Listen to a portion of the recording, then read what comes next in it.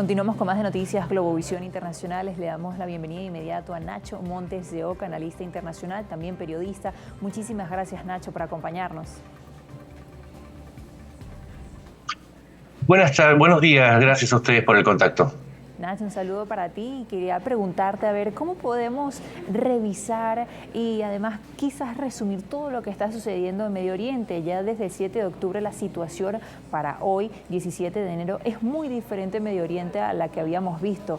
Vemos cómo el conflicto Israel-Hamás enciende los temores a un conflicto regional, está lo que está sucediendo en el Mar Rojo y ahora sobre todo este factor Irán, donde ha sido acusado por Pakistán, por Irak y también por Siria de diferentes ataques que por supuesto ellos dicen que es con otros objetivos terroristas o militares, por ejemplo. Sí, claramente el conflicto en Medio Oriente no solamente está escalando, sino que también se está expandiendo. No solamente porque la intervención de Occidente a favor de Israel introdujo una cantidad muy grande de países a favor de la defensa de Israel y del tráfico en el Mar Rojo amenazado por los hutíes, sino porque además Irán decidió iniciar una serie de ofensivas que multiplicaron los ataques en su periferia.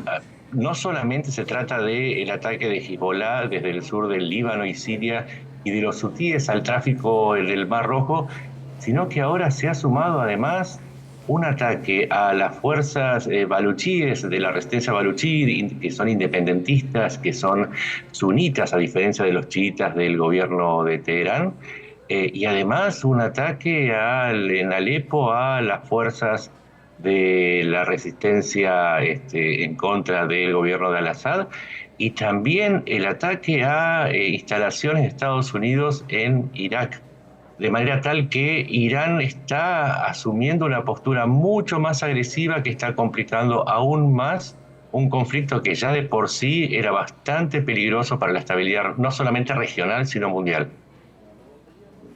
Nacho, y además, ¿qué tan cerca podría estar Medio Oriente de un conflicto regional? Está a un paso, porque en el caso de Irán, al haber expandido sus ataques, está revolviendo algunos conflictos que, si bien estaban activos, no estaban desatados. Vale decir, el conflicto con los kurdos, en el cual también participa Turquía, con ataques simultáneos desde el norte, un ataque al ingreso de las coronas petroleras, porque tenemos que tener en cuenta que cuando los hutíes atacan el tráfico marítimo, están afectando el ingreso de las potencias petroleras que comercian con Europa a través del Canal de Suez, que es el extremo del Mar Rojo, y desde allí al Mediterráneo y a los sistemas de producción europeos. Pero además está afectando a China, porque China recibe gran parte, 48% de su ingreso de petróleo desde Medio Oriente. Entonces se está gestando un conflicto mucho más grande a partir de una mayor agresividad de Irán, que está afectando las bases económicas, políticas y de convivencia con otras facciones dentro del Islam. Estamos en una fase que habría que prestarle mucha atención, y en la medida que no desescale, habría que pensar en una mayor escalada del conflicto regional para convertirlo en global. Y eso podría brindar oportunidades para América Latina y el Caribe en medio de este conflicto en Medio Oriente. Algo ya se ha escuchado en el foro de Davos sobre eso, en el que se ha hablado de los beneficios que tiene también la estabilidad, digamos, de América Latina en este aspecto. Sí, por supuesto. América Latina sigue siendo una de las zonas más estables y con menor cantidad de conflictos del mundo. De hecho, salvo por la Antártida, si se quiere exagerar, es la zona más pacífica del mundo y tiene recursos naturales, incluyendo gran parte de las reservas de petróleo que podrían reemplazar a las de las zonas de conflicto.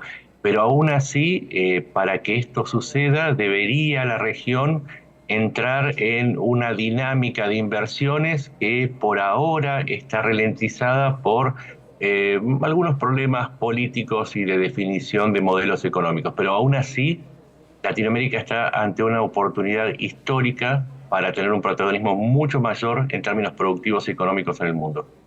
Muy interesante eso, ¿no? Llama mucho la atención. Y volviendo nuevamente al territorio de Medio Oriente, ¿no?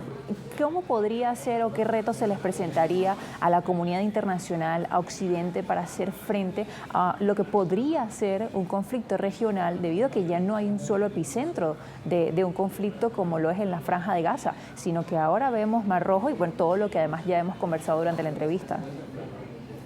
Occidente está actuando con bastante celeridad y con bastante fuerza al enviar no solamente una flota, sino que de Estados Unidos, sino que están participando países como Francia, Gran Bretaña, que es un integrante activo, Holanda y hasta Australia en alianza con los países árabes. Sin embargo, en este momento Occidente tiene un problema. Está debatiendo, por un lado, Estados Unidos si continúa la asistencia militar en la disputa electoral entre republicanos y demócratas, y por otro lado, Europa, que está asumiendo un rol mucho más activo frente a este freno que está ejerciendo Estados Unidos a partir de sus disputas internas.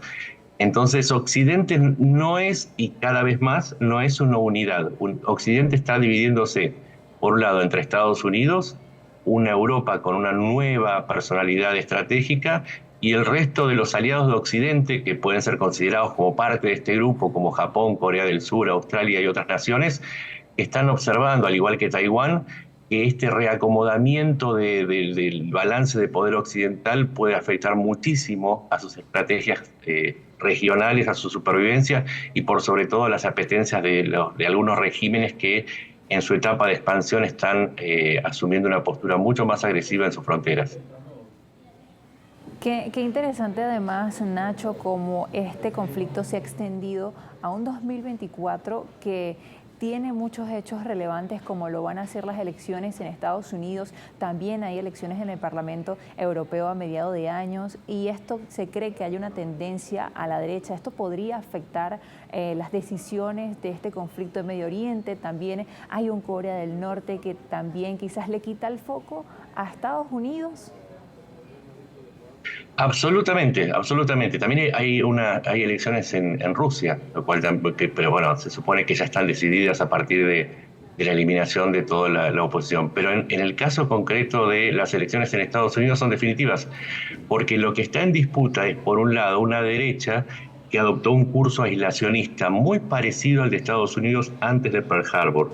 Lo que está sucediendo, y por lo menos en los términos de las encuestas parecida ser la opción ganadora, es una decisión de Estados Unidos o de la sociedad de Estados Unidos de apoyar al candidato que propone encerrarse en sí mismos, pausar o mitigar en mucho la asistencia a los aliados externos y tener un rol mucho menos activo. Entonces, esta derecha ultraconservadora, ultranacionalista que se encierra en sí misma, al menos en Estados Unidos, puede tener un efecto en el escenario mundial muy fuerte, porque dejaría solamente a Europa y a sus aliados a cargo de asuntos como el de Ucrania, como el de Medio Oriente, o, si se quiere, también el potencial de conflicto en Taiwán. Nacho, se nos ha acabado el tiempo, pero bueno, próximamente seguiremos conversando de este conflicto en Medio Oriente, analizándolo y profundizándolo. Muchísimas gracias por acompañarnos. Gracias a ustedes por el contacto. Nacho Montes de Oca, periodista y analista internacional, nos acompañaba para abordar lo que está sucediendo en Medio Oriente y todos los factores, y también cómo se encuentra la comunidad internacional frente a esto. Hacemos una nueva pausa y ya regresamos con más.